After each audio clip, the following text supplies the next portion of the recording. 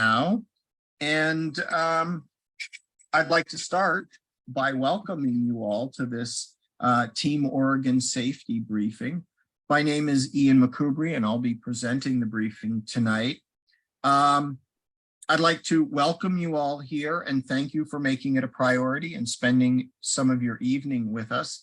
I'd like to start by reviewing the agenda and what we have in mind for this evening. We're going to start with a short safety briefing in which I will offer you one word that is going to represent 4 important ideas to keep in mind as we're out riding this season. After that, we're going to get into a discussion of 3 riding skills that many riders tell us they find difficult to master. Specifically, we're going to talk about low-speed maneuvering, braking, specifically straight line braking and braking in a curve, and also cornering. This should take 45 minutes to an hour, and there's going to be room for questions or time for questions as we go.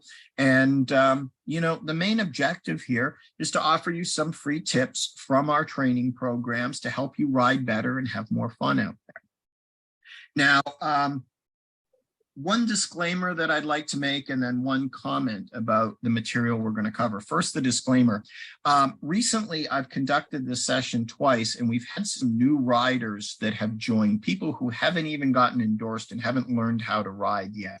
And I just want to make it clear that this presentation is pitched for people who are experienced riders. And if there's anyone here who's not an endorsed rider, please go to teamoregon.org, look for our basic class and get signed up there. You're welcome to stay here this evening, but this material is probably going to go over your head. You're not going to understand it, and there's a lot more behind it.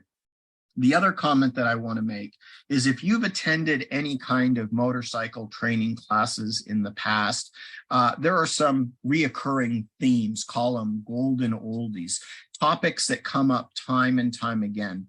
And it's easy to sort of hear the discussion going in that direction and start to tune out and start thinking about other things. But I'm going to encourage you to think about them as golden oldies, things that are enjoyable to listen to because they're so familiar and because you understand them so well.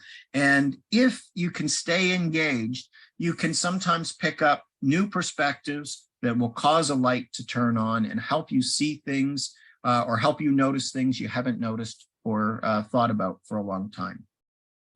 With that, let's go ahead and get started. I said I was going to offer you one word that represented 4 important safety things to keep in mind as we're riding, and that word is real, R-E-A-L, and we're going to encourage you to get real while you're out there. And in this strategy here, R stands for recognize impairments, E for eyes up, A for assume you are invisible, and L, look where you want to go. Now let's unpack each of these individually.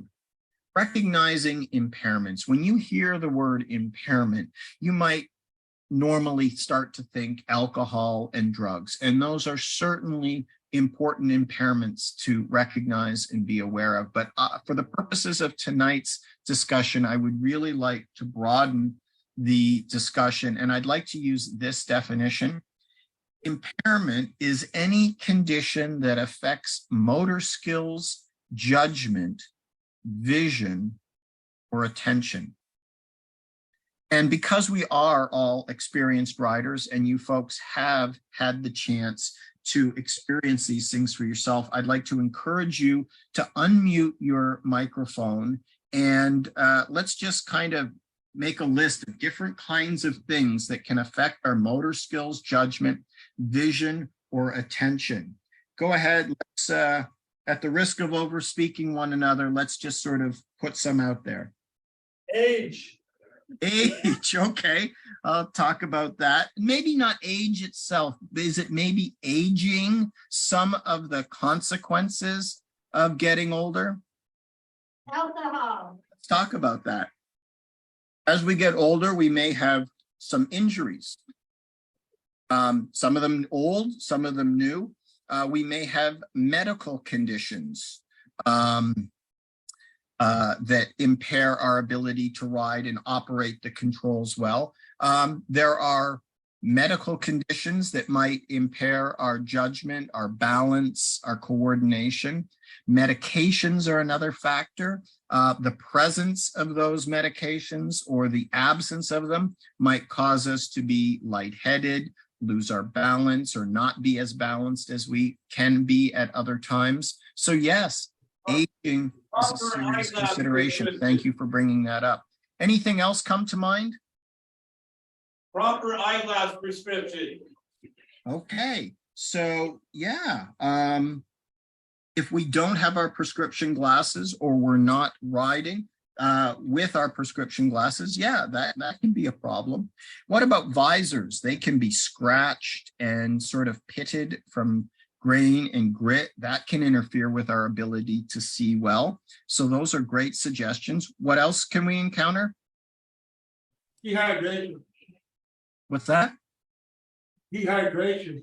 Dehydration. Thank you. That is a very real concern. I experience it myself. One does have to be really careful about staying hydrated, especially if you're riding in hot environments. And that brings us to weather in general. It can be hot, it can be cold, it can be raining, ice.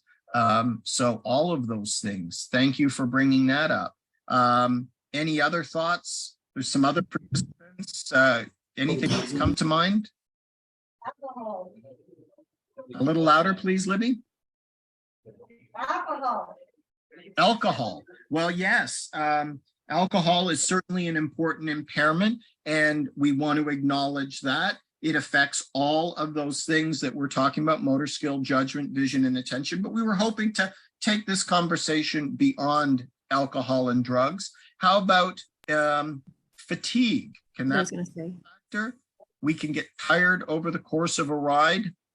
How about emotions? Can you think of any emotions that can interfere with our ability to ride?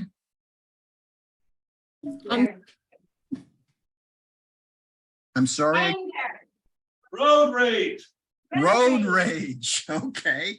Road rage, anger, sadness, depression. Here's one that I encounter fairly regularly. Maybe you recognize it. Impatience. I want to get home. I want to get where I'm going.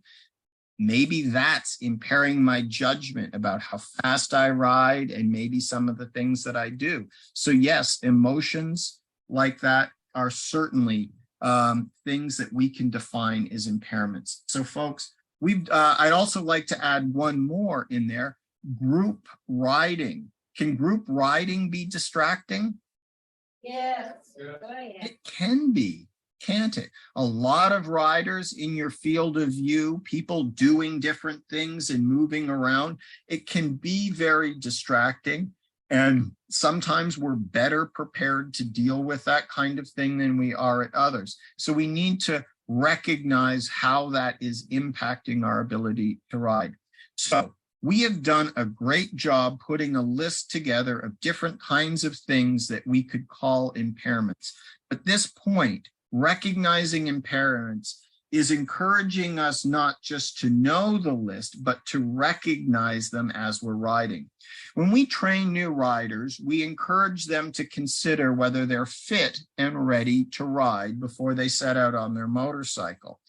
What we're trying to encourage you experienced riders to do is to take it a step further and try to make this an ongoing awareness. Skilled riders are aware of what is happening within them. Are they impaired in some way? And they make adjustments because these things reduce our safety and they try to compensate. So another thought that comes to mind about these things is we are apt to consider we're motorcyclists, we're tough, we've got grit. We might just consider these things to be nuisances and that we can just tough it out. Can anyone think of a reason why we really ought to take these things a little more seriously or a lot more seriously?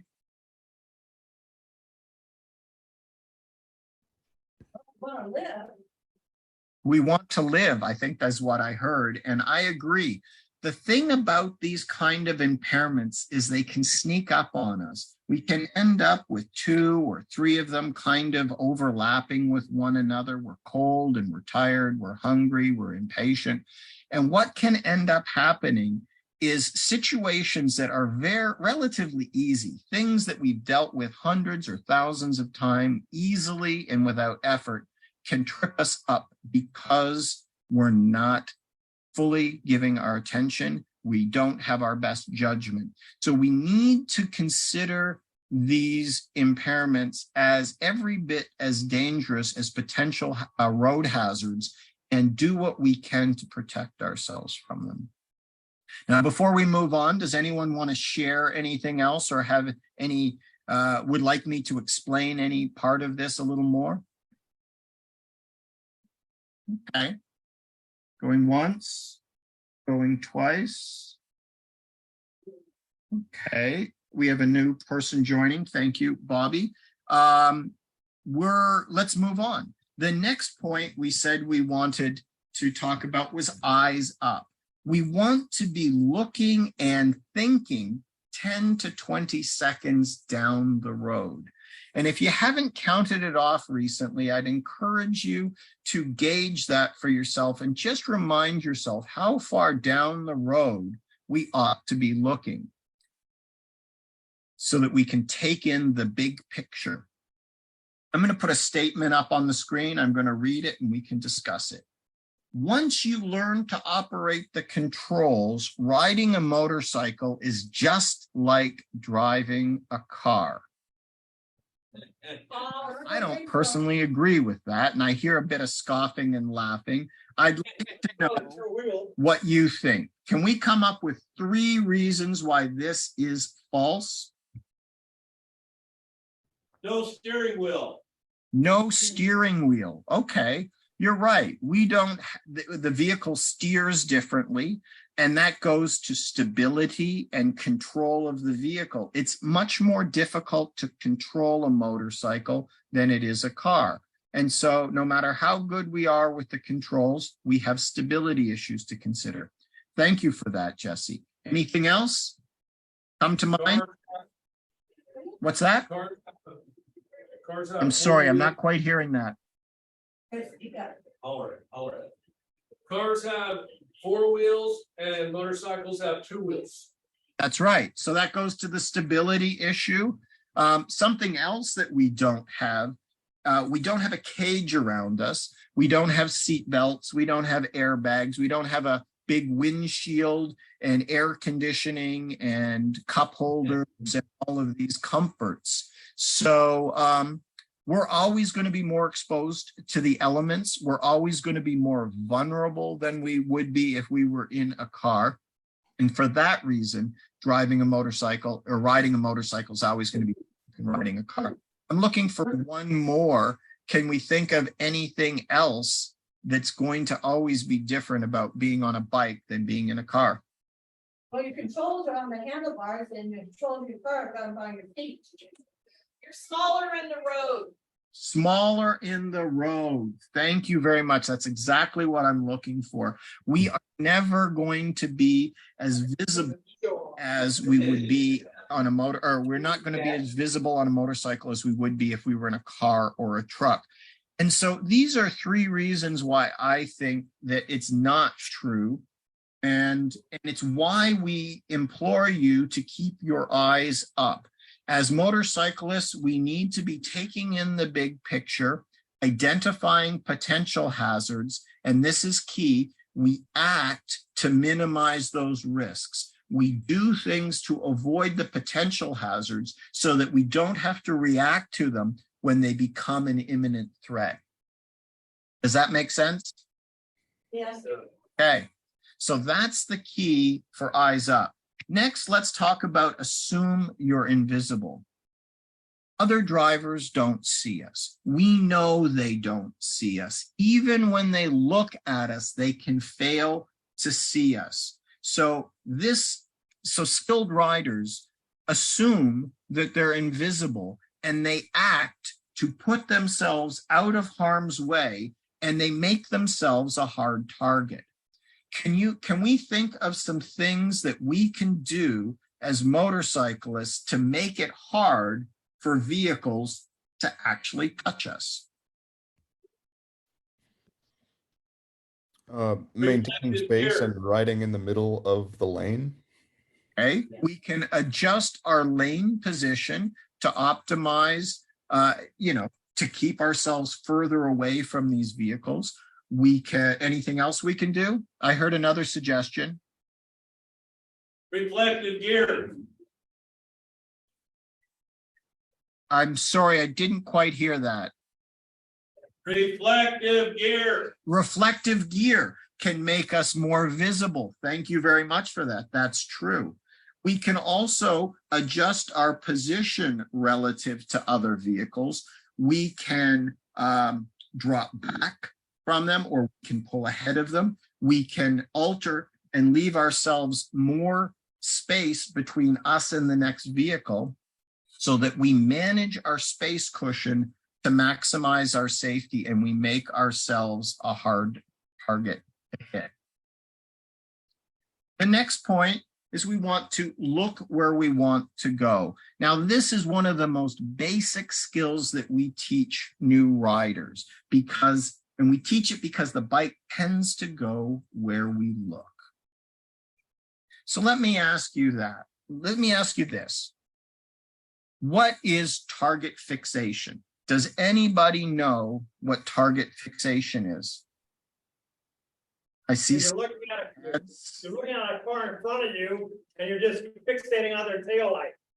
There you go. That is a good example of target fixation. We can end up staring at something like the back of the car or that's right in front of us. We can look at objects at the side of the road, and if we're staring at them, where do we go? We tend to go to them. So if we stare at a pothole, where are we likely to go? Into the pothole. And if we're in a curve and our attention is taken to the guardrail and we start looking at the guardrail, where are we likely to go? Guardrail? Into the guardrail. That's right. And if we're in a group ride and we kind of just end up staring at the rider ahead of us, where are we likely to end up? Back of the rider in front of you. Right where they end up. That's right. And if we run wide in a curve, we are likely to run wide too, because we're entering the same curve in the same position as they are at roughly the same speed, and we're not thinking for ourselves. We're just going to end up following them in. And it sounds ridiculous, but it happens all the time. And so it's very important that every rider in a group ride rides their own ride, looks at the road, judges where they want to be. Sure, you're keeping an awareness of the riders around you and you're managing your position relative to them, but we're not staring at them. We're making our own choices about the road, and we're still looking 10 to 20 seconds down the road. You'll see those riders in your peripheral vision. You'll see their brake lights, their turn signals, and things like that. You'll notice if they move. We need to keep our eyes up. So the point here is that we want to look where we want to go, and we're not going to waste time looking someplace we don't want to go. So where should we look when we're in a curve? Look into the curve. Look into the curve, or we say through the curve. We're looking towards the exit of the curve. Thank you. And where should we look when we're on a straightaway? Straight ahead. Straight ahead, 10 to 20 seconds down the road, so that we're taking in the big picture. Sure, your eyes are going to move around, you're going to scan, you're going to see things that are closer, but we're always bringing our eyes back up so that we're taking in the big picture, looking at the flows of traffic and vehicles at the side of the road, and we're aware of what's going on. And where should we look if a car pulls out in front of us? Escape route. Escape route. Thank you very much. That's exactly right. We want to look to the clear path that we want to take. We want to keep our eyes up, not down at the pavement, keep our eyes up to help us with our balance, but we want to avoid staring at that car. Now that takes practice, and we need to develop that skill and utilize it all the time in our rides. And I actually practice, and I recommend you do, is to try to, learn to look where you want to go. You see little things on the road that, it doesn't matter whether you roll over them or not, but look beside them and make sure you pass beside them. Make sure you've got this ingrained ability to kind of set your path, go where you want to go. Okay? Great. So that about wraps up our safety briefing. We talked about recognizing impairments while we're on the ride and making adjustments to try to bring back and compensate for those things that are impairing our ride and make ourselves safe. We're going to keep our eyes up and take in the big picture. We're going to assume that we're invisible, and we're going to take responsibility for our safety by altering our position and managing our space cushion to make ourselves a difficult target to touch. And we're going to look where we want to go and not where we don't want to. And we're going to suggest that you get real while you're out there. Okay, so that's the end of the safety briefing. And before we move into those skills that we talked about, I just would like to open this up for comments, questions that you may have brought, thoughts, things you want to share about these kind of topics that we've talked about already. Anybody, anything I can clarify perhaps? Yes, go ahead, Jesse. Excuse me. One thing that I've been thinking about with the target fixation subject is recognizing threats in terms of how many there can be. And even though something may really be a concern, there's also pretty much always something else going around. So that's another big part of the target fixation issue, is that as you focus on, problem A, problem B might be sneaking up on your other side. So having that really dynamic. Be more correct. And in the earlier session that I conducted this evening, another participant talked about exactly that. They were looking at a car that was inching forward to make a left turn, and it turns out there was another vehicle. And a good friend of mine had the same situation. He was looking at one vehicle. There were two others violating the red light at that time. So you make an excellent point. Did everybody hear what Jesse had to say? When we end up staring, even if it is a threat, we're staring at it, we're not paying attention to the other things that are going on around. So we need to break our stare on that thing. We need to bring back our attention, figure out where our clear path is, have a plan, know how we're going to act. Thank you, Jesse. Anybody else have something to share?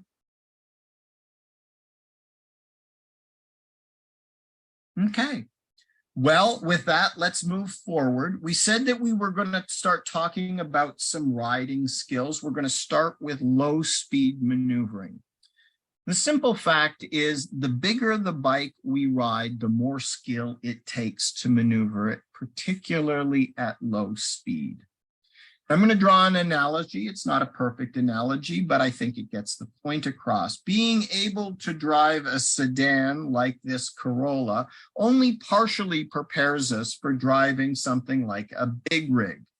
There are additional skills that one would need to drive a big rig. Even the least experienced truck driver can probably keep a truck between the lines rolling down a straight road at 55 miles an hour. But the presence or the absence of skills becomes evident when we get into tight situations where precision and precision is required. So it is the mark of a skilled rider that they can turn around on a narrow country road like this. And it's a practical reality. roads like this sometimes turn to gravel. They sometimes are gated. They may be dead ends, or we may simply find that we're not on the road that we want. And being able to turn around is a tremendously useful skill. Yes, you can kind of duck walk and paddle around and make a multi-point turn, but that also requires that your legs are long enough and you can reach the ground, and that the ground is not irregular or cambered in a way that it works against you.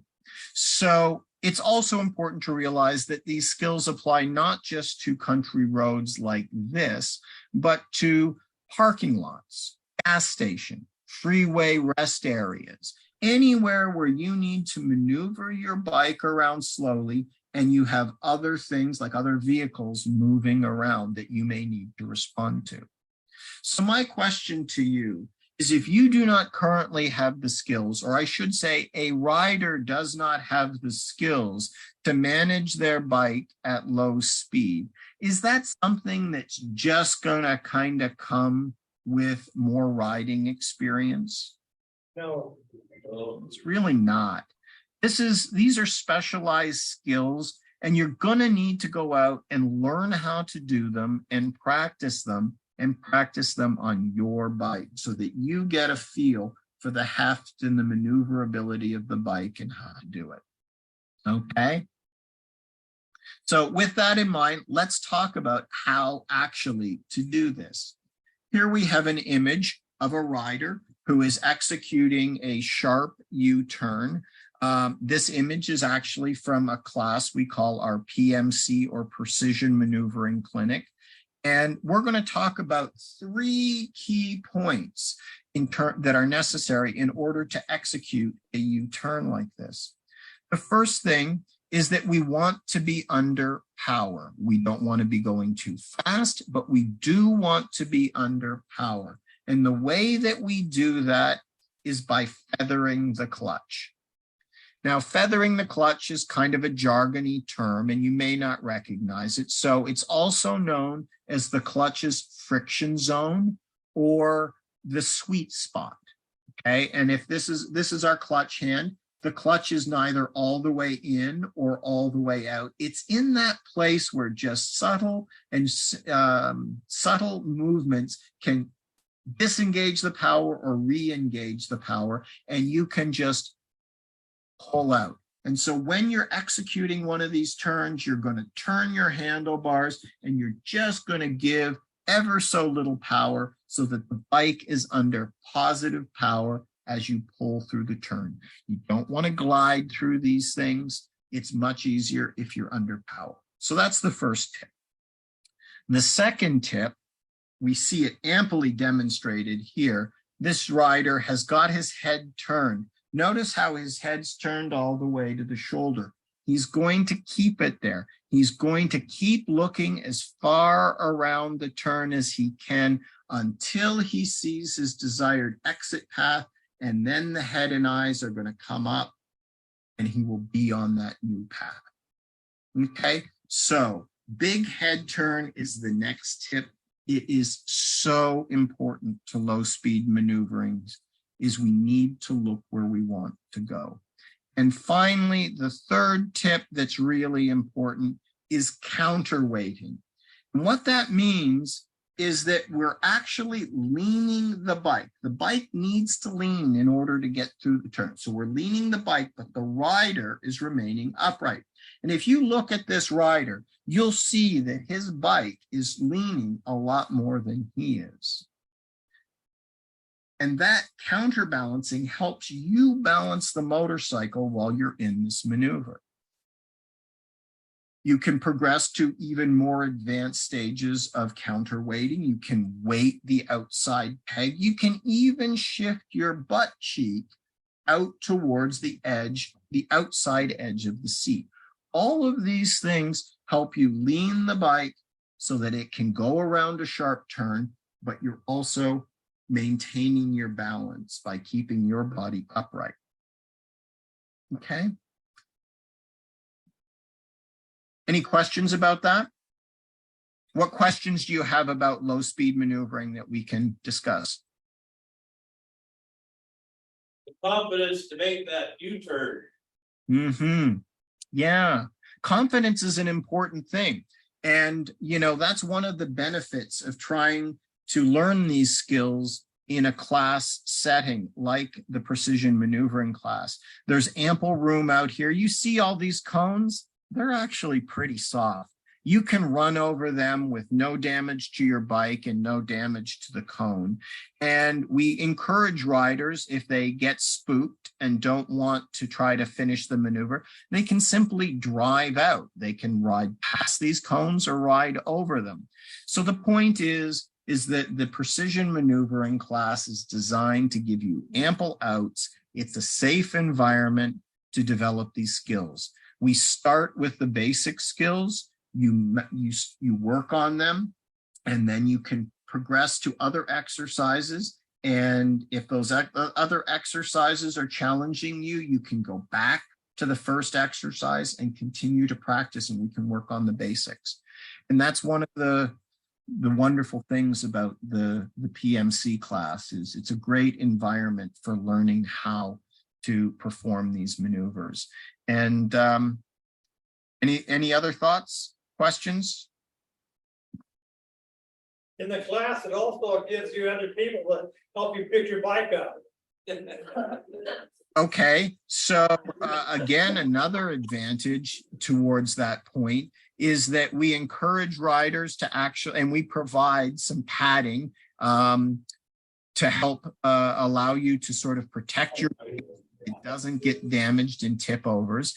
And there are multiple people there to help pick up the bike if one does tip over. And it does happen from time to time, but very rarely do bikes experience any damage because like I said, we actually try to protect them before we start the class. We've got, it's old fire hose material and we tape it into place, and we've got some pool noodles that we can wrap around things, again, to provide some protection. Great question. Thank you. Okay. I'd just like to point out, I've mentioned that we do these low-speed maneuverings in the Precision Maneuvering Clinic. There's another course we call Road Riding Tactics. We have 3 exercises in that are all related to low-speed maneuvering. It's kind of an entree. It's kind of a PMC light. And you can get some of the basic skills there in that class. Another picture from a PMC class, we've got a group of riders together and the instructors are riding, so it's a perfect environment for us to practice some group riding techniques. We talk about hand signs, and we also practice some group parking techniques. So something else to look that's included in that particular course. Okay. If there aren't, I'd like to give you a last chance to talk about low-speed maneuvering. Anything else come up? Haven't heard from David. Libby, any thoughts? How are you on? David, do you have anything to share? I was just going to say that even though this is called low-speed maneuvering, sometimes a bit more speed can help. And so that's where the confidence comes in to be able to give it a little bit more speed to keep it from, dropping the bike. Yeah, definitely. And David makes a really good point. We call this low speed maneuvering, but we don't necessarily want to be creeping along. We're looking at the sort of 3 to 5 mile an hour. And that's the kind of experience you can work on and get a feel for in a class like this. What is an appropriate speed to try to execute? Because David's absolutely right. If you try to go too slow, it gets really difficult to balance the bike. Thank you for that, David. I appreciate it. Libby, any thoughts? Yeah, I was just thinking last year I was on a ride and had to do that U-turn. And I did double my bike, but it was we're at the top of a hill and it was gravelly, and I think I probably was going too slow.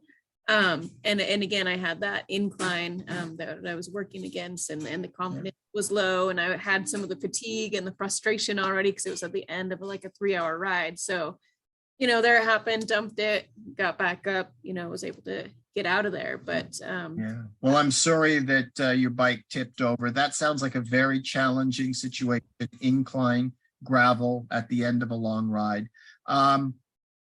We're not going to do anything like that in our PMC class, but your one thing we can take away from this, if you get comfortable with these skills on flat pavement and in a controlled environment, they are going to help enormously when you have to try to apply them in less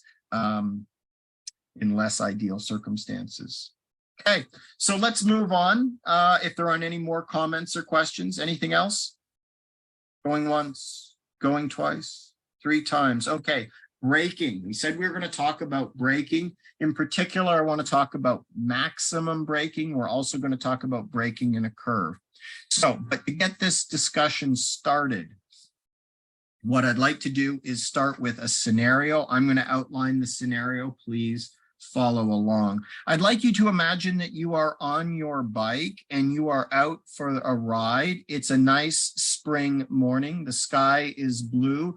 The trees are green. It's a beautiful ride. You got a nice stretch of road stretching out before you, and you are looking ahead 10 to 20 seconds, looking for potential hazards, and you see one. Can anyone tell me what you see? Here. Deer? Yeah.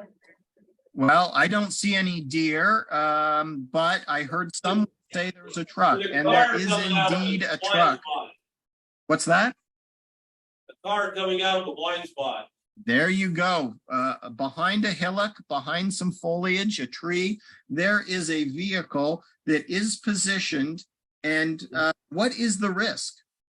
See the big tree on the left side? Yeah. The white truck. Medium but high. Oh, no. Yeah, it could pull out into the road, couldn't it? It could pull into our lane. So we recognize that as a risk. I'm going to suggest in this scenario that you choose to assume that you're invisible, and you're not going to make any assumptions that they see you. And you're going to do a couple of things. You're going to act. And one of the things you're going to do is you maybe move a little bit to the right-hand side of the lane, because you know that puts a little bit more distance between you and them. And second of all, you know that if you move in your lane position, that can help drivers notice you. You also choose to roll off your throttle. You were traveling along at 55 miles an hour in this scenario, and you're rolling off the throttle. And about the time you get to that black mailbox on the right-hand side, you have successfully reduced your speed to 45 miles an hour. It's at this moment that the driver does, in fact, pull out. They make a left-hand turn in front of you. They start to enter your lane. They see you at the last minute. They slam on the brakes. They screech to a halt, and they're blocking more than half of your lane. The question that I'd like you to consider to yourself is whether you think you could stop in time.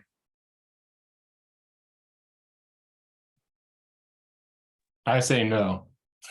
Well, you can answer it to yourself. I'm not asking everybody to put down their cards here. Just consider it. And what I was about to say is, if you are unsure or you don't think if you're not sure, I'd ask you to consider, when was the last time you tried braking, maximum straight line braking from 45 miles an hour?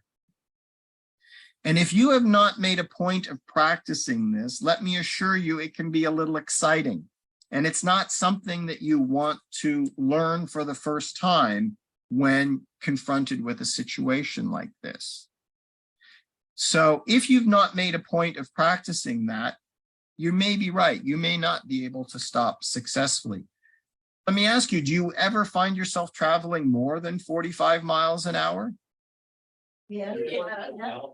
Yeah, I mean, we were traveling 55 just a moment ago in this scenario. And what about freeway speeds? 65? Do I hear 70? 75? 80. Yeah, okay, so you get the point. If you've not tried maximum from those kinds of speeds, how well prepared are you to actually execute? What was that? Oh, Yeah. nothing, he's just in front of us.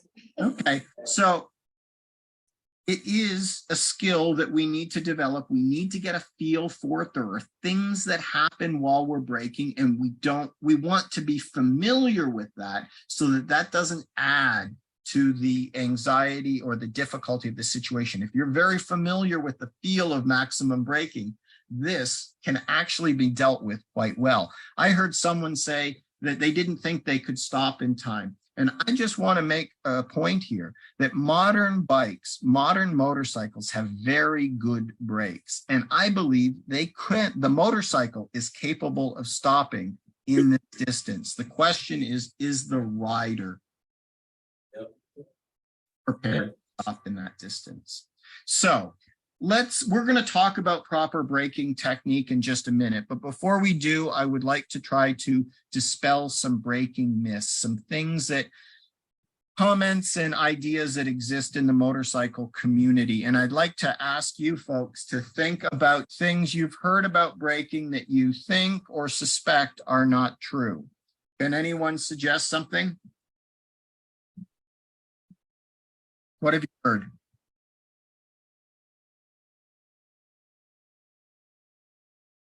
Panic stops, just use the front brake. Okay, just use the front brake. Well, I want to affirm that using the front brake is important and is desirable. I would like to encourage you to use the rear brake. It can provide some braking benefit, especially early on in the braking. We'll talk about that when we talk about braking technique. So I'd like to encourage you to use both brakes. Anything else come to mind? Braking, things that people say about braking. You can't brake at a corner. Well, I'll share one with you. I teach intermediate classes, and that's a class for people who already know how to ride motorcycles. There may be dirt riders or off-road riders, or people who haven't got their endorsement. And it is quite common, and I actually have to work quite hard with these riders and older riders that say maybe learned 20, 30 years ago. A lot of them come to class with the perception that you should not use your front brake, that it is dangerous to use your front brake. And it's really hard to try to encourage them to use their front brake. And I want to impress upon you that in high traction environments like we have when we're riding on pavement, your front brake will provide 70 to 80% of your braking power. It is essential to stopping in a short time. And I hope that you all can take that to heart. Any other kind of things that people say about braking? I got a question. So say the car in front of you, and there's 3 cars in front of you, and the lead car comes to an abrupt stop on the highway, and you got to stop suddenly. Do you apply both brakes at the same time? What causes the bike when you apply both brakes at the same time? What does it cause the front end to start wobbling all over the place? I hear a definite question there, but I'm sorry, I'm having trouble hearing it clearly. Can someone repeat that for me? Did you get closer? I'll repeat it, Pat. Okay. What she said was, let's say you're following 3 cars and the lead car slams on its brakes. And then should you apply both your brakes simultaneously? And what could cause the front wheel to start wobbling?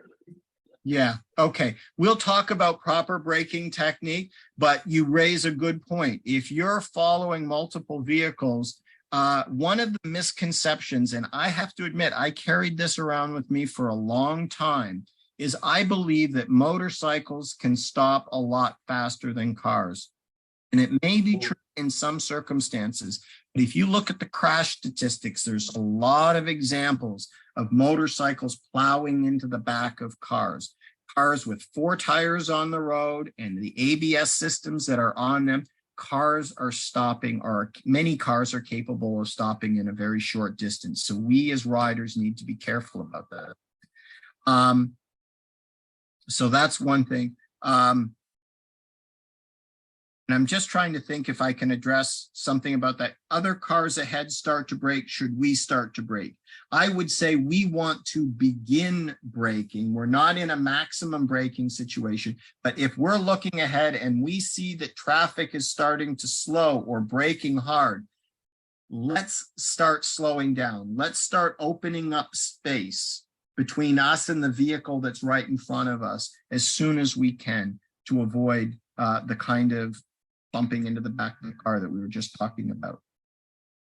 Another thing that we should mention is, has anybody heard that you should never use your brakes in a curve? I see some nodding of heads, and I want to acknowledge right here that braking in a curve or when you're leaned over is a more dangerous thing, and there's more things to consider, but it is a skill. And it's a skill that we can teach, and it's a skill that every rider should have. They should learn how to apply their brakes in a lean. And we're going to talk about that in just a minute.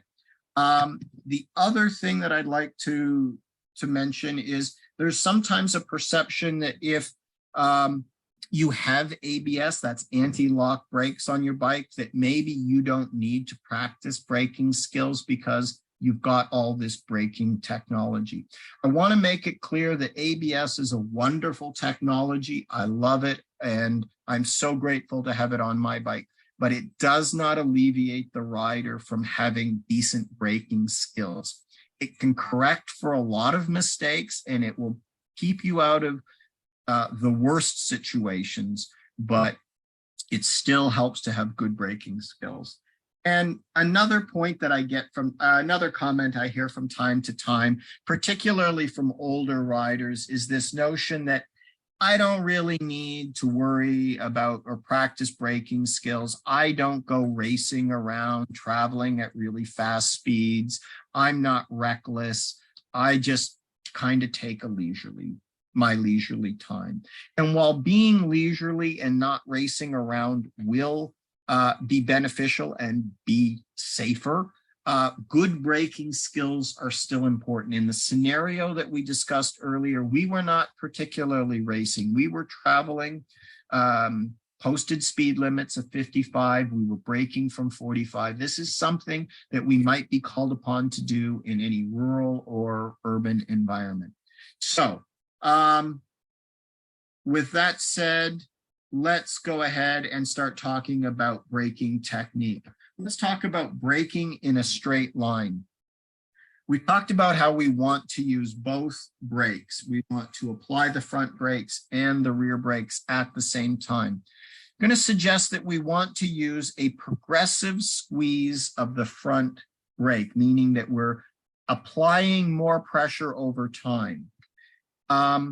It's going to look something like this. 1, 2, 3, 4. 1, 2, 3, 4. It's not one and done. It's 1, 2, 3, 4. And the progressive nature is so important. And I'd like to talk about why. What happens to us on the motorcycle when we begin to apply the brakes? What do we feel? We go forward. We move forward. Thank you very much. And that is called weight transfer. And it's not just our weight, it's the weight of the bike. And that weight is transferred through the forks to the front wheel. And now the front wheel has more pressure on it and more weight on it. And that little tiny contact patch that we had before we started braking, the tire starts to flatten and that contact patch gets bigger.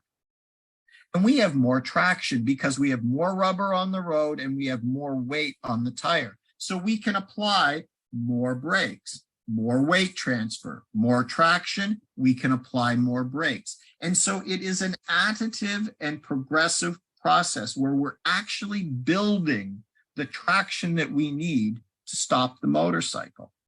If we just grab the brakes, there isn't enough time for that weight to transfer. And what happens is the wheel locks up immediately. We've got this tiny contact patch, it locks up, and now we've lost control of the vehicle. Progressive application of the front brake is key. As all of this weight is transferring forward, what's happening to the rear wheel? How much weight is on the rear wheel? Not much. Less. Not much. It's getting less and less and less. And as a result, we want to be light to lighter on the rear brake. Okay? Because if we continue to apply the same pressure to the rear brake, we're at risk of the rear tire starting to skid as it gets lighter and lighter, has less and less weight on it. How about ABS? If you have ABS on your bike, is it all right to engage the ABS while you're engaged in one of these maximum braking maneuvers? What do you? I'd say no. You'd say no? Yeah. I'm going to encourage you actually to engage it. I want you to engage it in a particular way. I want you to use good braking technique where you're applying progressive pressure, and eventually you will put enough pressure there to lock up the tires. But that's when the ABS kicks in and they keep the wheels from locking up. And ideally, what's happening is you're braking, the weight is transferring, you're braking, you're slowing, and maybe just by the end, the ABS kicks in and you know you got to maximum braking. So, Sorry, I must have misunderstood, but my bike does it automatically. I don't turn it on. So does mine. Yeah. did I hear someone say that the bike does it automatically? Yes. Yes, The ABS kicks in automatically, you mean? yeah, I don't have a. Yes, of course. Yes, of course. And but the point is that you're actually getting to the point where you've got maximum braking pressure on there. Because if you just sort of, only a mild squeeze or a gradual squeeze, you could be braking. The ABS never kicks in because you never get to a point where the wheels are at risk of locking up. I'm saying that if you continue to squeeze, eventually you will apply enough pressure that in the absence of ABS, they would lock up. But you've got ABS, so now you get a couple of those clicks and vibrations and your bike comes to a stop. So I'm saying it's okay to use the ABS. What we don't want to do is just throw our skills out the window and just grab a fistful of brake and expect the ABS to sort it all out. Because if we do, we deprive the ABS of the traction it needs in the tires to be able to brake effectively. The weight transfer hasn't happened. The ABS senses the wheel will lock, it releases the wheel, but the weight hasn't transferred. Then you've still got a great grip on the brake, it locks the wheel up again, the ABS releases, weight still has not transferred. You are not braking effectively. Aggressive squeeze of the front brake is the key. Okay. While we're on the topic of ABS, can anyone tell me what it is that ABS does for us? There's two important things that it does for us. Keeps the wheel from locking up. So you're right. It prevents the wheels from locking up, and that does two things. One, so long as those tires are still turning, they have more traction and are providing more effective braking. As soon as if they were to skid, there's actually less braking, effective braking. The friction of a skidding tire is much less than one that is rolling.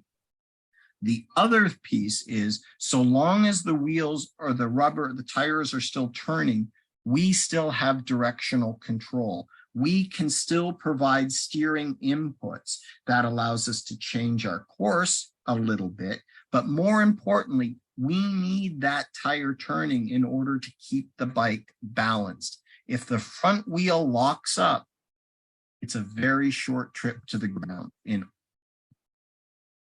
Does anyone know what I'm talking about? A front wheel lockup. It's very hard to recover from that.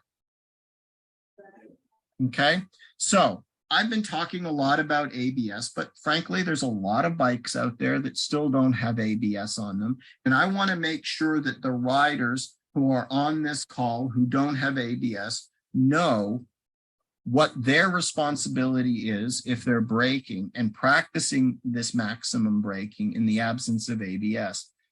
As they're applying the brakes, they need to learn how much braking pressure they can apply. And it takes practice. You get a feel for how much braking you can apply before you're at risk of locking up your front wheel. And you need to be very careful that you don't lock up your front wheel. And if you do lock that front wheel, you need to get off that brake again immediately and start reapplying again. Okay? How about rear wheel skids? Are they serious? Yes. Yes.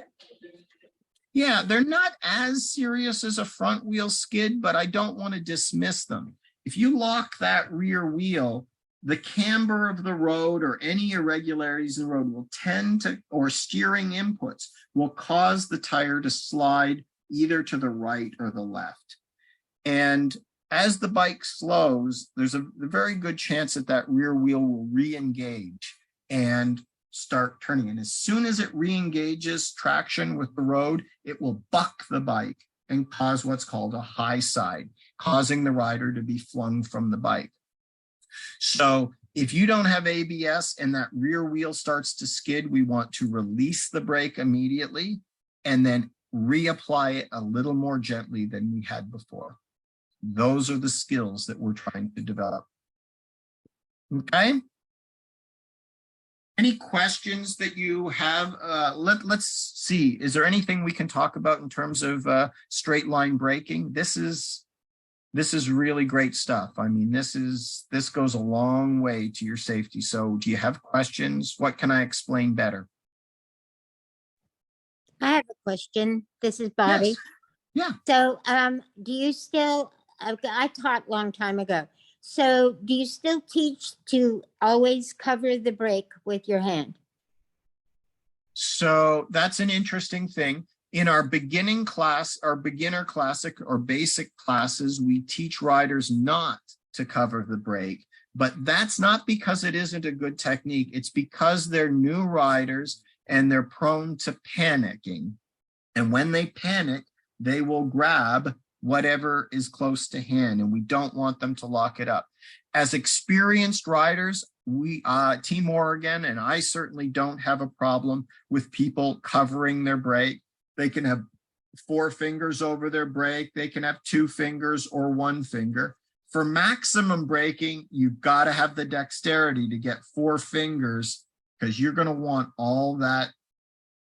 You're going to want that strength that comes with all those fingers. But I don't mind, and I encourage people to cover their brakes, especially if they're in an environment where they might need to apply their brakes. If you're riding in a busy area where traffic could pull out, sure, covering your brakes makes sense. If you see a hazard and you want to, start to prepare by putting your hand on the brake, covering them, that's fine. You can even begin to preload them.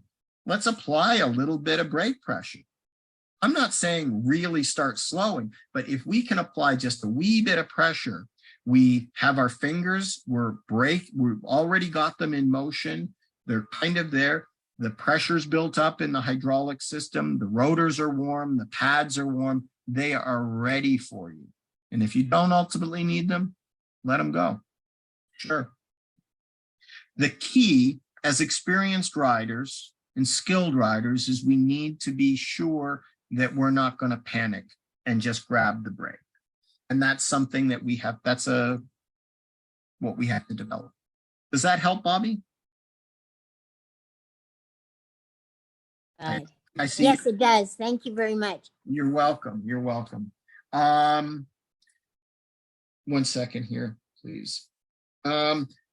Very good. Let's switch gears, if you'll pardon the pun, and talk about braking in a curve. So many riders think we really shouldn't apply our brakes in a curve at all. And I can understand that. We really discourage that with basic or beginner riders because it is a more complicated task. But as experienced riders, we really do need to learn to brake in a curve, because sometimes we're in a curve, we're leaned over, and we see that there's a hazard. We need to be able to respond to it. The key concept here to know about is shared traction. We're sharing the traction. We need a certain amount of the tire's traction to support us in that lean, and therefore there is less traction available for braking. So the key is to apply our brakes gradually and smoothly. And as we start to apply the brakes, the bike will start to slow and we can start to straighten. And as we straighten the bike up, then we're not leaned over as much. Now we can apply more brakes. Now the bike stands up more, we can apply more brakes. So we have to just do it gradually and smoothly. If we grab too much brake too abruptly when we're leaned over, we run a real risk of destabilizing and causing the bike to slide. Everybody understand and recognize that? Okay. The other thing is there are features available on modern motorcycles that fall into the category of stability control. These are features that come into play when you're braking in a curve. Not all ABS systems are going to fully compensate for the bike being leaned over. Many of them rely on these stability control technologies to address these kind of situations. So remember, if you're braking in a lean and you have ABS, it may not be as effective. It will still work, but it may just not function quite. It's not calibrated as well for when the bike is leaned over. Okay? Smooth and gradual. That's the key. Anything I can clarify, or what questions you have about braking in a curve? Yes, Jesse. Something that crossed my mind kind of during your last segment, but is, I suppose, still relevant. The progressivity of the braking with the front brake, is that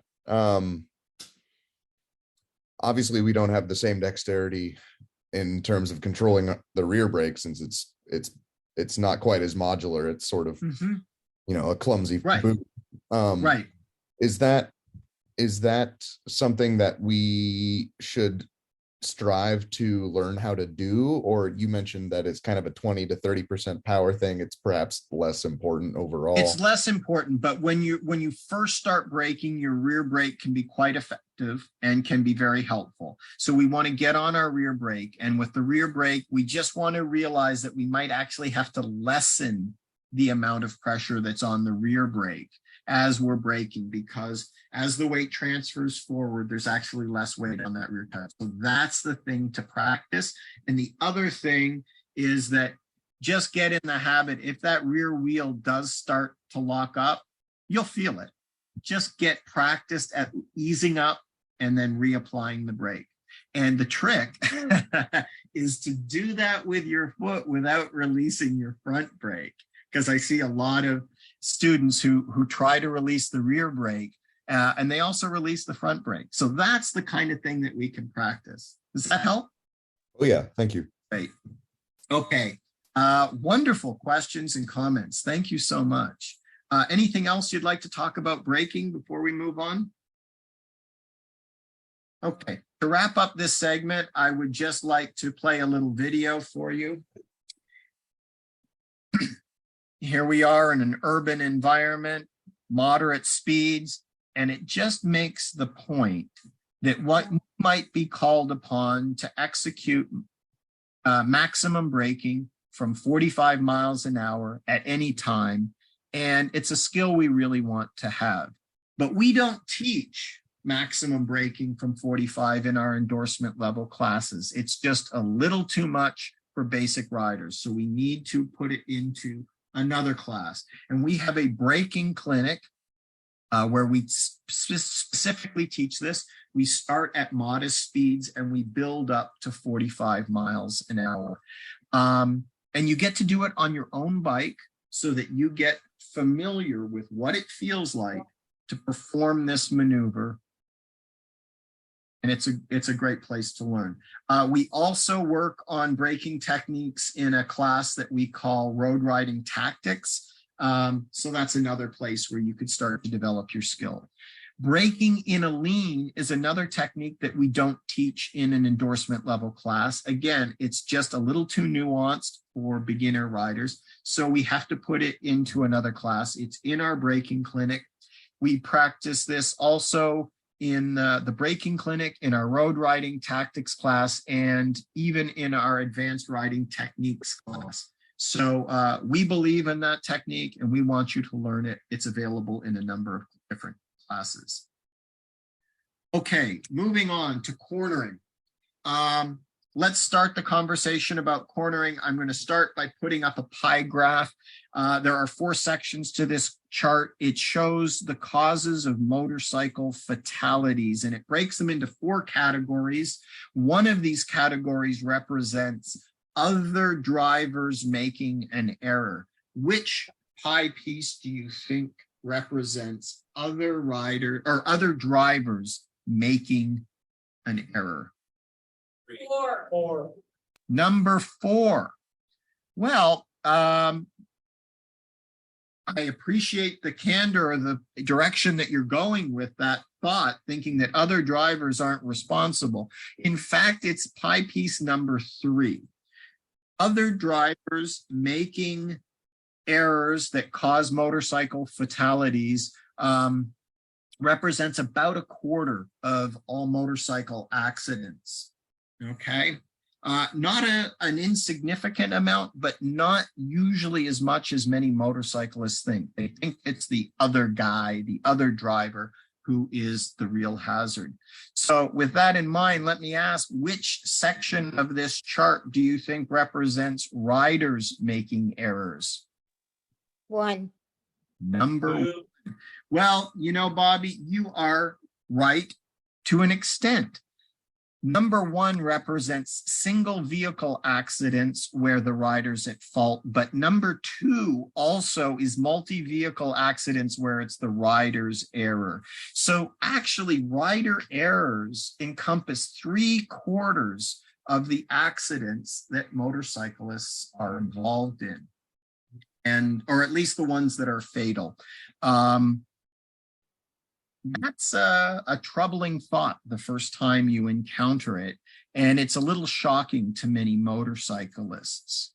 I'd like to dive into this a little bit deeper, and I wonder if we can guess. There are 3 things that are overrepresented in these statistics that lead to these accidents. 3 factors. Can we maybe take a guess at what they are? Speed. Speed. Thank you. That is definitely one of them. Thank you, David. I heard another one. Any other thoughts? I was going to say failure to negotiate a turn. Failure to negotiate a turn. Curves are the second thing that are overrepresented. There's a third one here. It's involved in anywhere from 1/3 to 1/2 of motorcycle accidents each year. It varies state to state, but it's actually every year it varies state to state, but it's a very common trend. 1/3 to 1/2 of all accidents involve this factor. What do you suppose it is? Inattention. Well, inattention is certainly a factor, but it doesn't usually make it into the crash statistics. Unfortunately, it's alcohol and drug impairment. So we've got the 3 big ones: speed, impairment, alcohol and drugs, and curves. And that is kind of a sad indictment of the motorcycle community. But I'm wondering, if we look at this from the perspective of an individual rider, like those of us here today, can we think about a good news perspective or silver lining that we can take away with this information? Any thoughts? It's preventable. Preventable. These are things that are under our control. We can make choices about when we enjoy our alcohol and drugs and when and how we mix that with our riding. We can get skilled and more proficient at riding curves. And I know it's hard to believe, but in fact, we can control our speed too, if we try. Okay, so let's move on. I'd like to just address the question, what is pie piece number 4? And that is all other causes of accidents, motorcycle fatalities. It mostly encompasses animal strikes, deer, dogs, bears, things like that. It's an all other catchphrase. Only 4% of accidents fall into that category. So, next question. How easy is this? 3 bullseyes in a row. And if we imagine that this target represents a series of curves and each of these arrows represents a pass through this series of curves and our perfect execution of those curves, riding through them with precision, if we're honest with ourselves, I think our results are often maybe a little more like this. Okay, what do you think? We're getting through the curves and, we're usually pretty good, but there's a little bit of variability. And every once in a while, well, things go sideways or astray and we don't do it quite as well as we might like. And it's for that we want to spend a little time studying the techniques for cornering and the factors that allow us to ride curves smoothly and proficiently. I'm going to put up on the screen. All of these contribute to smooth and proficient. I'm sorry, a question? Yeah, I have to interrupt. We need to, we have to, our restaurant's closing and we need to end our participation here. Uh-oh. Are you at your end point right now, or do you have a few more minutes? Let's say 5 more minutes. Okay. Okay, I'm afraid, yes, this is, what time is it? Okay, yeah. Sorry about that. So just here's an important point. 2 of these factors are particularly important. I'm going to tell you what they are rather than us discussing them in depth. Entry speed and head and eyes. If we can get these 2 things right, we can negotiate just about any curve and get out the other side safely. It may not be smooth, it may not be pretty, but if we get our entry speed right and our head and eyes right, it will make all the difference. So when we're entering a curve, how do we know what a safe entry speed is? I'm going to suggest that these posted advisory speed limits can be very helpful. They tell us a lot about the curve.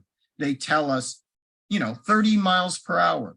You may not choose to ride it at 30. For you, you might choose to do 30 or 25. You might choose to do 45 or 50. That's up to you. But the post or the advisory speed is grading the curve for you, and you have a good idea about its complexity or how tight it is. And these signs also give you an indication as to which direction and how sharp those turns are. How about this one? This is 25 miles an hour. We can assume that this curve's a little tighter, a little harder to negotiate. We see that there are 2 curves, one to the right, one to the left, so we can be prepared for that. So another little sign here, ride single file. That speaks volumes. That speaks to me. Do you guys have any ideas as to what that might mean and what it's advising? Road's narrow. The road's probably narrow or has some other hazard. And so it's encouraging motorcyclists who are riding in a staggered formation to form up into a single file to go through this corner. And I would like to suggest that that is a really good thing to do when you're approaching a series of curves or any tight curve. Break that staggered formation, get into single file so that and give yourself some space so that every rider can ride that curve, their own speed, their own line, and ride it safely. How about head and eyes? What do we mean by head and eyes? We want to turn our head and we want to get our nose pointed towards the exit, okay? And we do this because we tend to go where we look, and turning our head is so helpful in directional control. So we want to look through the turn. Let me ask you, is it enough for me to just turn my head a little bit and sort of move my eyes to look over there? Is that just as effective? No. It's not, because our natural resting position for our eyes is right in front of our nose. And if anything disturbs us or distracts us, our eyes will come up and we'll be just looking out like this. We need to get our head and eyes, or I'm sorry, our nose pointed towards the exit. That way our eyes will stay on the exit. With our head turned, is it all right to move your eyes around, check out the line, scan the road? Sure it is. With our head turned and our nose towards the exit, our eyes will naturally come back to where we want them to be. Okay, so while we're in a curve, if we can't see the exit of the curve yet, where should we be looking? As far through the curve as we can, continue to look there until we can see the exit. Okay, and while we're doing that and we're riding around the curve, what should we be doing with our throttle hand? Are we rolling on?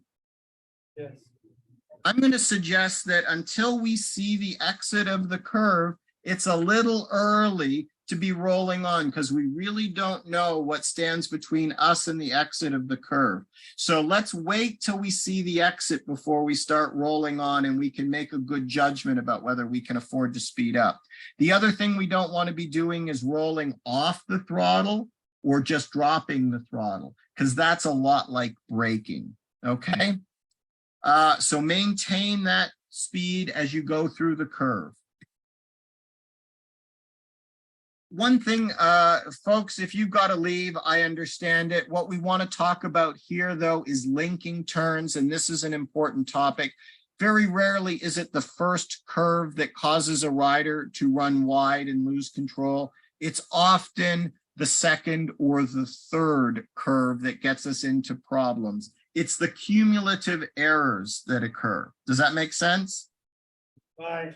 We like to teach this technique of linking turns together. Can anyone tell me what linking turns means? Thank you. Thanks. We got to go. Thank you, Jeff. I'm sorry this ran a little long, or ran long. We're almost done, but I understand you've got to go. Bye-bye. Bye. Can anyone tell me what linking turns means? Yeah, Anyone deal with it's that? when any Sorry, Jesse? sorry, when any consecutive turns stack up and your lane position as you exit one is your lane position as you enter another. That's exactly right. And I'm going to condense, he's right, Jesse, you're right on it. I'm going to condense it down. When we're riding a series of curve, we want to exit one curve in the position and the speed that is suitable for the entry to the next curve. Okay, so that's the concept of linking turns. My question to you, is this rider doing that? He's certainly a confident rider. Is he linking his curves? What do you think? Do the yay? How many say yes? How many say no? No, I see a lot more no's. The no's have it and the no's are right. So using my, let me just ask a question. What is the preferred position to enter a curve? Does anyone know? Outside of the lane?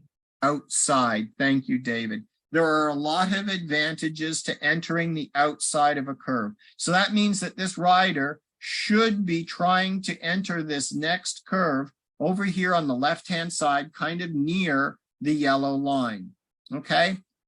Looking at his current position and other clues, my instructor's eyes see that this rider has turned in early. He has deviated from the outside of the curve that he's in. He's turned in, he's near the yellow line.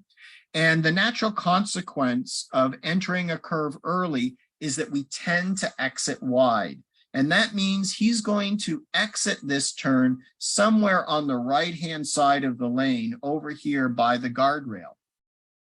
The other thing I notice is his brake lights are on. He's very far into this curve. He's leaned over and yet he's on his brakes. So I think that he thinks he's going too fast.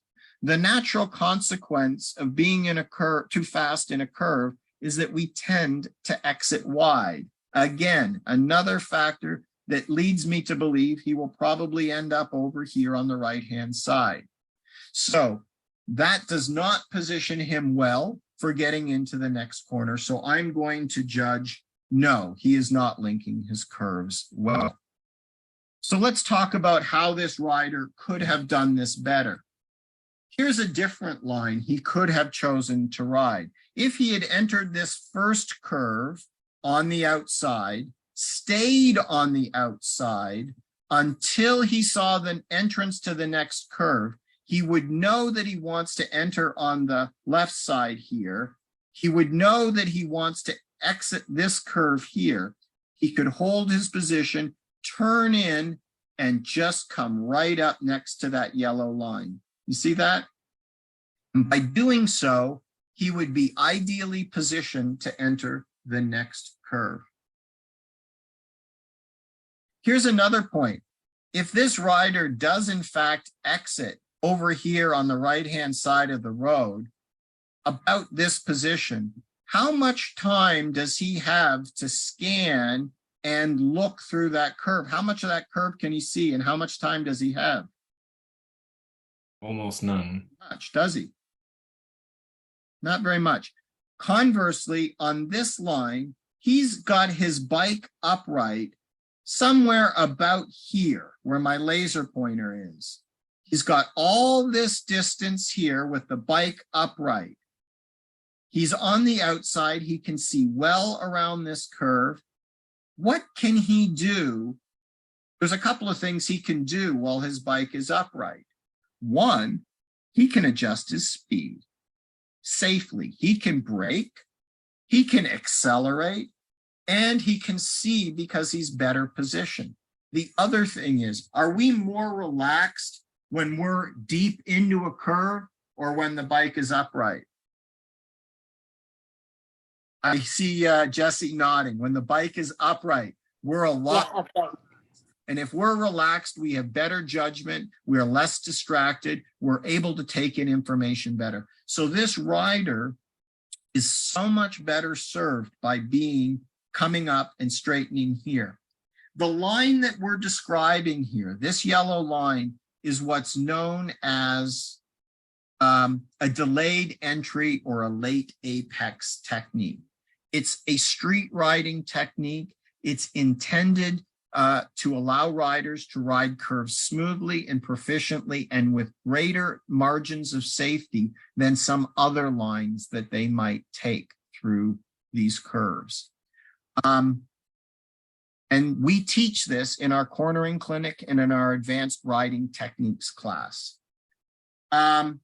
Before we leave this, linking turns is also known by the term riding two curves at the same time.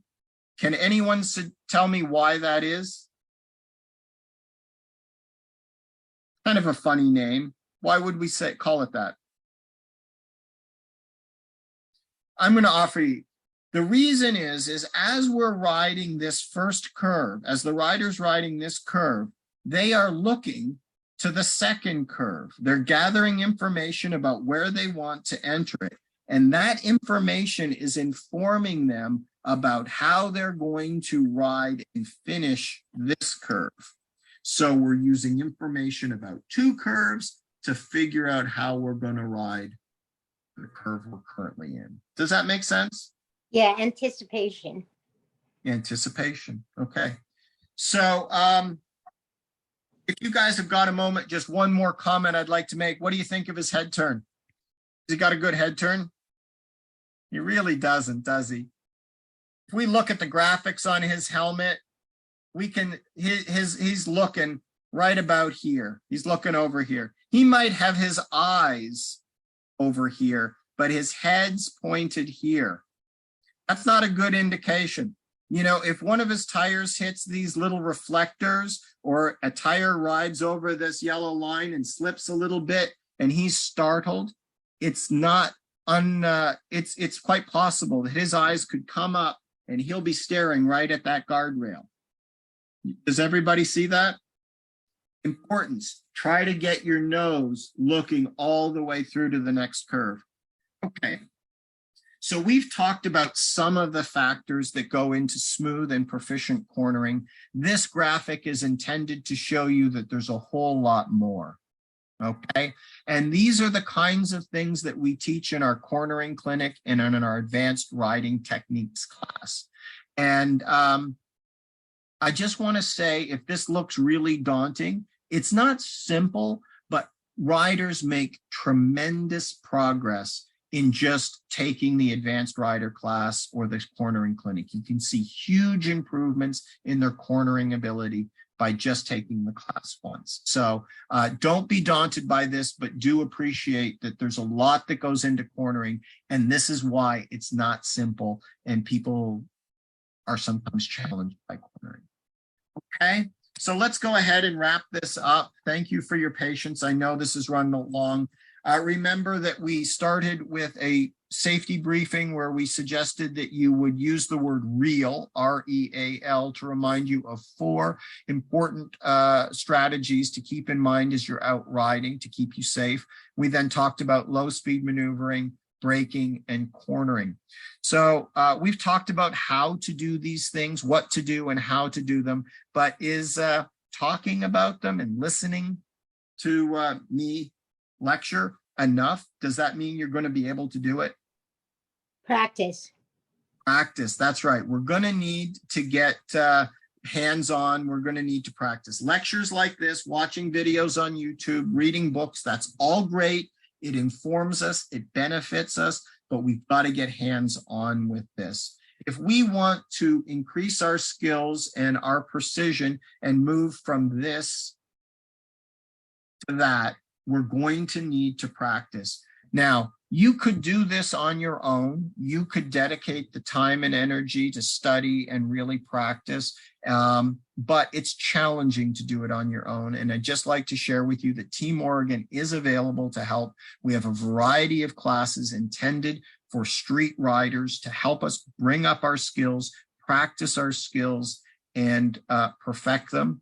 And, you know, with these classes, we build skills up gradually. You've got a coach that can watch you, can help watch you practice, help you correct your mistakes, and it greatly speeds your progress in your training and education. We firmly believe that better skills result in fewer uh-oh moments, and that leads to more confidence and more fun out there on the road.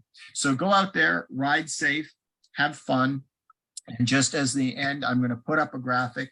It's got 5 classes that we call our advanced courses. I'm going to be available. I can hang out. We can talk about these advanced courses. I put it in air quotes because the term advanced is sometimes misleading. People think it's not for them because it's advanced. All it means, it's beyond our basic and our intermediate classes. The things we teach in these classes are exactly what we've talked about in this session. They are skills that every rider will benefit from having and practicing. So please don't be deterred by the name advanced. Please go to the teamoregon.org, team-oregon.org website to read about these classes or register for them. But again, I will hang out. I'll answer questions or talk about these classes. I don't know. This is Bobby. I don't know how many people you have viewing right now, but I'm a past instructor from New Jersey some years ago. And I encourage anyone who's listening to this to take the advanced classes, because I just say it could save your life one day. And you need to learn to ride your bike and do the class over and over again every few years. It's just Wow. great. Bobby, So thank you. so much for that endorsement, and I couldn't agree with you more.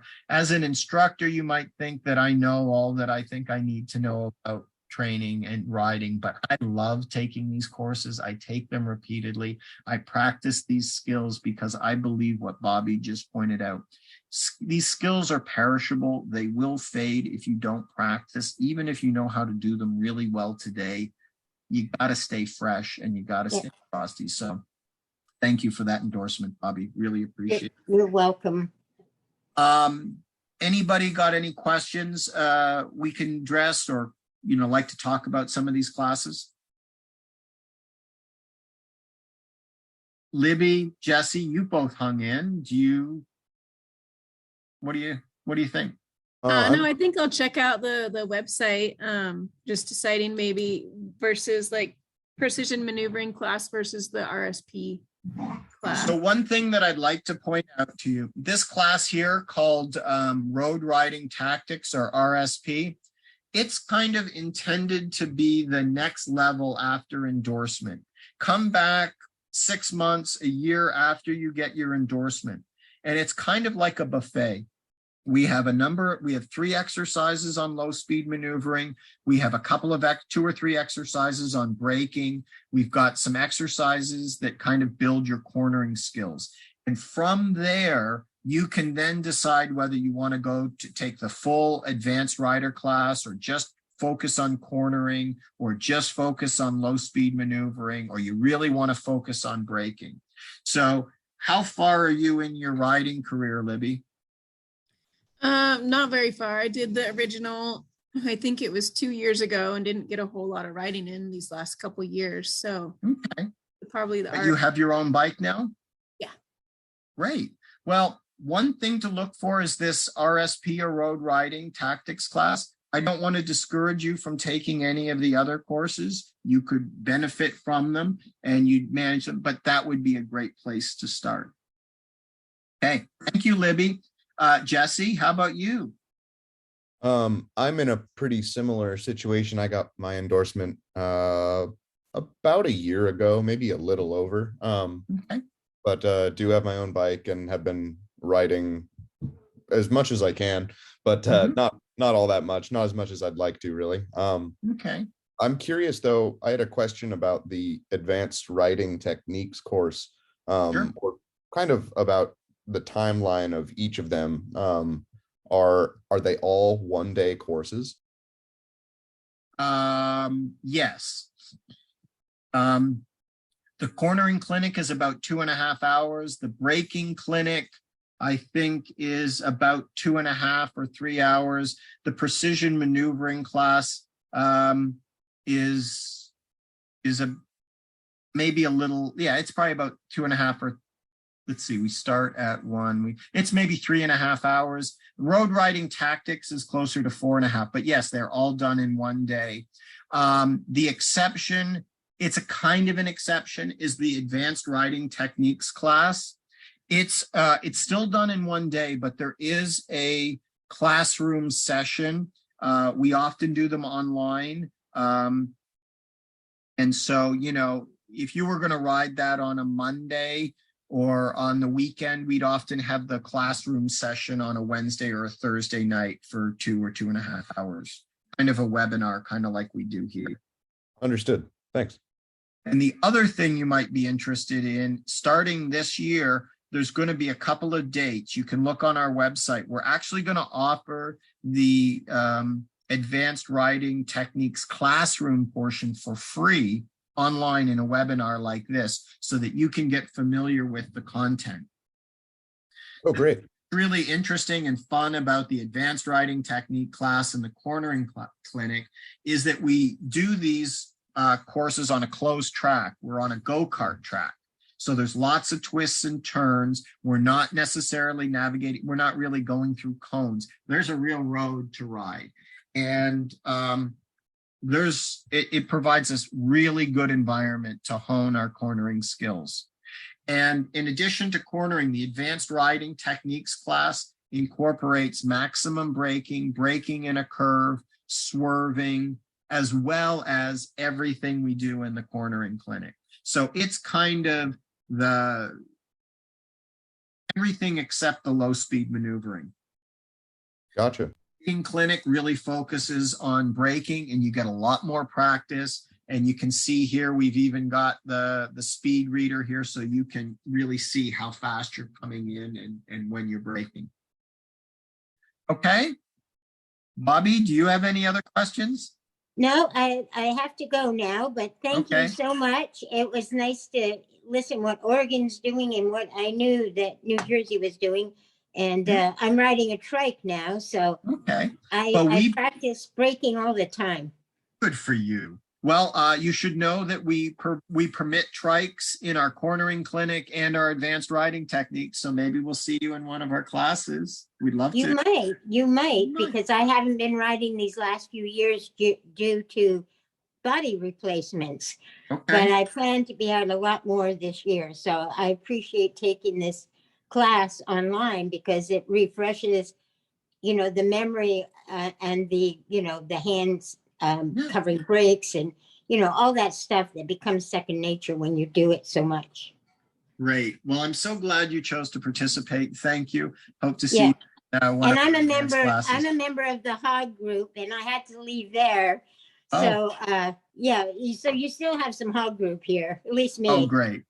Okay. Well, I'm sorry that I went long on this. It's really hard to get this in and cover all the material. So thank you all. Okay. Thank you. Good night. Good night. Bye-bye.